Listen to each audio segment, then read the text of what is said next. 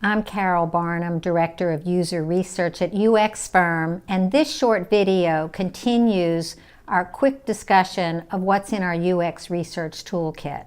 Part 1 covered usability testing, heuristic evaluation, and card sorting, and in this part we're going to look at diary studies, contextual inquiry, and focus groups. Whereas card sorting is a great tool to use in early development of your product or interface, diary studies are a great tool to use very late in development or even after launch, because they provide a way to get feedback on user experience over time. So they are called longitudinal studies because they take place typically over a week or two, in which users are prompted with questions in which they respond during their day to specific types of prompts, and they can provide pictures, they can provide text, they can provide chat, depending upon how the diary study is set up. But they give great insight into the way in which a user engages with the product or the interface as he or she is learning it over a period of time, and also insights into the environment in which the user is engaging with the product. So diary studies are a great tool for learning about the immersive experience of users. Another tool in our UX Research Toolkit is called Contextual Inquiry, or sometimes ethnographic research.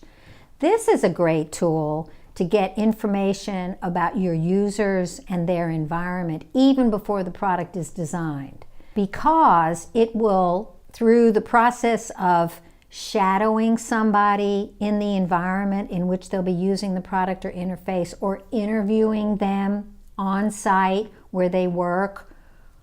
or play, wherever their environment is, you gain great insight into the user's environment, what their needs are, what their goals are for whatever your product might be, and the results of the research from contextual inquiry can provide information for the requirements for the product. So contextual inquiry is a great tool to use before you even begin product design, or working with the current product to find out what is working and what is not working, or even the competitor's product in a contextual inquiry, so you can see where your opportunities are, where your pain points are with the current product and the user's experience with it, and then can gather requirements to build a new product. You may be wondering why I haven't mentioned focus groups yet, and the answer is yes, focus groups are definitely in our UX Research Toolkit.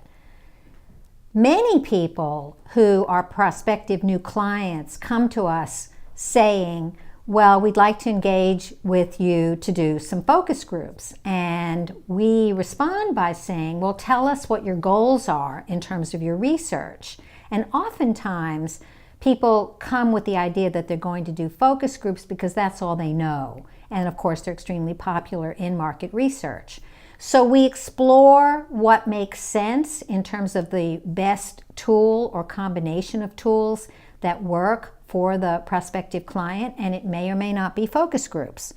So when we conduct focus groups, however, we like to do user task-based focus groups. So we don't just bring people in to talk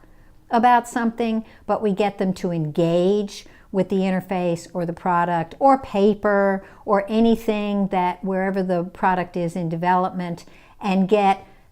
reaction to hands-on experience with it, so that they're speaking from what they have just learned or understood rather than from what they think they might like to do. So there is a place for focus groups, but like any other type of research plan,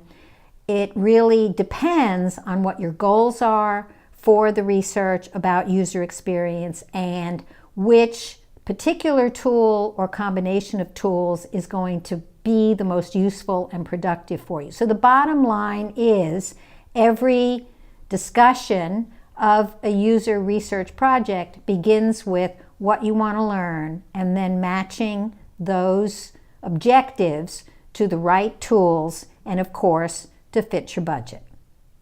So we've covered diary studies, contextual inquiry, and focus groups in this part of our quick review of what's in our toolkit. And in part 1, if you missed it, usability testing, heuristic evaluation, and card sorting. Again, this is just a quick review of some of the tools in our UX Research Toolkit. Every situation is different, and matching the right tools to meet the needs of the project and the budget is what helps determine the best single tool or combination of tools for every project.